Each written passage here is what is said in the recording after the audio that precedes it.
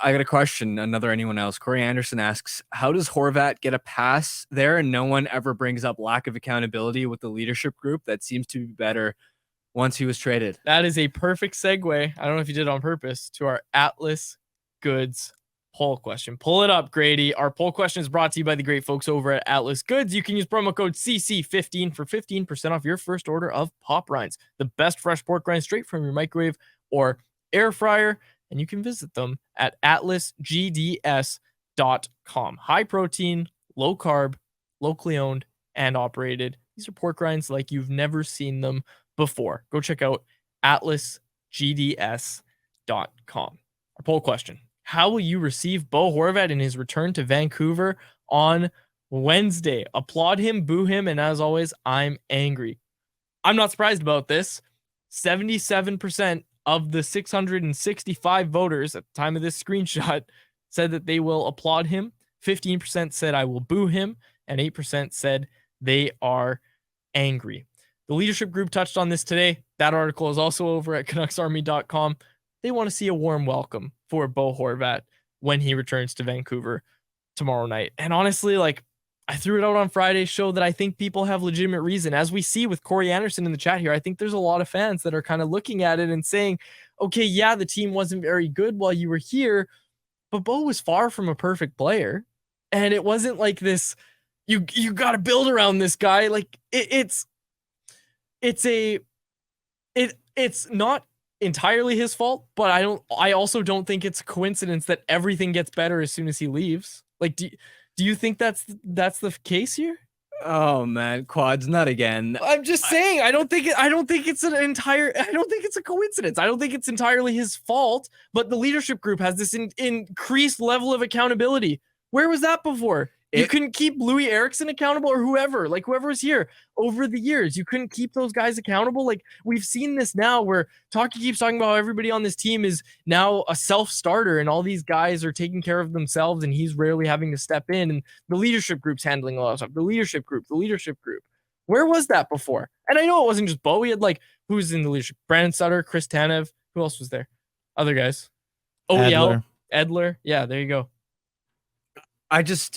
Look, at the end of the day, yes, he was captain, but first of all, he's not your franchise player, right? I see all these criticisms about he didn't defend well enough. He couldn't kill penalties. He didn't make his line mates better. And fair enough, he's not a franchise player. He's brought in to be he's drafted and developed to be a third line center who ended up becoming a second line center, and he makes $5.5 million. Yeah. That's what he made while he was in Vancouver. This wasn't like John Tavares in Toronto where he's making 11 million sheets and you're saying, dude, you're paid this much. How are you not able to, where there's that level of amplified pressure? Bo did what he did. He, as you mentioned, wasn't a perfect player, but he didn't need to be. That wasn't the expectation. And to me, I don't understand why you would blame one of the only few good core pieces on that roster, especially one that stepped up in the bubble, played his best hockey when the stakes were highest, just because his GM couldn't build a competent roster around him. This isn't the NBA where it's on like three guys to get a team going. It's on management and coaches, and really it comes down to the roster you're working with. And to Corey's question, sorry, Quads, to Corey's question there, they hired Talkett 8 days before Horvat was traded. So why did the leadership group seem to get better? Is because they brought in a new coaching staff. They brought in Adam Foote. They brought in Sergei Gonchar to kind of say, okay, what's going on here? How can we fix this? Both on and off the ice. There's a reason why that was so close and you saw the immediate effect, maybe partially because it was Bo, but I think it's more so the instructors, the communicators inside that dressing room. Because let's be honest, Boudreau wasn't the best for holding players accountable. And I think players have talked about it, on and off the record about how they could kind of get away with things, whether that was because they were losing or just because it was, Bruce's coaching style, or it was a little bit of both. So I'm going with Harm here. It's not like hockey is one sport where a superstar will impact your team so much. Like, look at some of the line mates Bo had with them, like Sven Berchi, Louis Eriksson in those years. Like, do you really expect them to compete as a playoff team when, you know, a lot of the nights you're just asking for him to keep up, those guys to keep up on a rush? Like, you know, he was what he was, a shoot first center who could get 50, 60 points. And it was only kind of in the last few years here as we saw him really elevate his game, where he grossly cheated for offense. Like, right? Are we not? I mean, the whole team. JT Miller was doing the same. Like, you didn't see him back checking, right? Absolutely. And that goes to my point about the whole coaching staff, the structure that we always harp on. Like, go back and look at the dates, people. It's not that far off. And Grady, good points. But I feel like we have to not pretend like this is all Bruce Boudreau's fault. Like, Bo deserves a little bit amount of criticism here. But are we absolutely also and there's some good stuff in the chat here that I want to read really quickly here. But like this goes further than just Bo was shooting for offense when Bruce was here, or this was happening, or this was happening. Some really good points in the chat here. Christian A said, talk seems to have an environment where guys feel comfortable being outspoken and taking leadership roles. So that's further to Grady's point, which I liked, is that, hey, you know what? There was a lot of problems with this organization from the top down. We've learned that much over the years, and they started to really get better, especially down at ice level when Tocchet came in. But another one from Nar here said, remember when Stan Smeel was pleading with the players to play for the logo? This became necessary under Bo's lackluster leadership. More of a spokesman than a captain. Nice guy, though. And that's the thing. I want to be clear.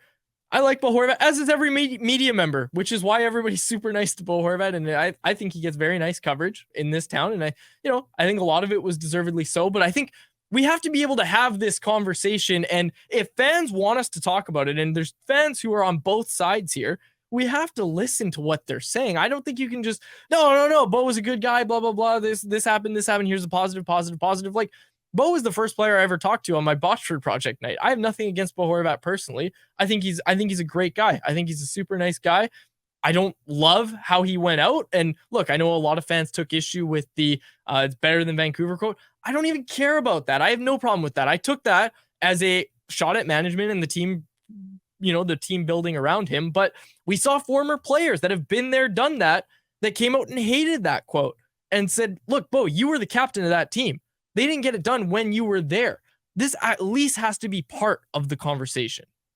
To me, it just comes down to, at the end of the day, it's not on one guy. Yeah. Right. When Stan Smeel, for instance, is saying something like that, it's not on one guy, even though he is the captain, to hold everybody accountable. And again, I'm not saying he was a perfect captain, certainly wasn't a perfect leader. But to say that, let me put it this way. I just don't think the results of this franchise would be drastically different if Bo was a little bit of a better leader. To me, it was an overall environment problem. And for Bo to take the brunt of that criticism, if you're going to drag Bo into that, then you also have to throw other guys, like, to be quite honest, JT's been dominant this year, then JT has to be thrown into that conversation for last season. The team struggles as well. And again, it just, then it again goes back to the original point that it's just not on one guy. This is what it comes down to in the end. And I think this is a perfect way to kind of close out this conversation, is that yes, Bo Horvat had flaws as a leader, as a player, absolutely. But Virtual Reality Channel in the chat here said, you don't have enough evidence to pin the culture problem on Bo. The culture problem was Benning and Aquilini, and there is plenty of evidence for that. Remember the whole Boudreau sideshow thing. That wasn't just this new management group. That was on Francesco Aquilini hiring a coach before he hired a president of hockey ops, which is backwards business. Now, I know Rutherford said they were good with it, yada, yada, but we heard from the get-go that Bruce Boudreau was not Rutherford and Alvin's guy. Well, and sure enough, Boudreau lasts as long as he did. They bring in their own guy and talk it. Yeah, obviously the big miscommunication there was when Rutherford said publicly that I didn't know Bruce had a second year on the contract. Like, you would think he would know. Yes, that was the big indictment on the whole Bruce Boudreau situation. But a lot of sideshows going on. A lot of sideshows during Bo's tenure. Yeah. As we close this out, I think it is important to say that I think the best way, and this is a reply to our tweet, and I don't have the tweet open, so I'm sorry I can't find who tweeted this. I thought it was the best reply was, look, you're a sports team. He talked about how quiet the crowd was in Vancouver. Look, team wasn't good. They were quiet. Sure.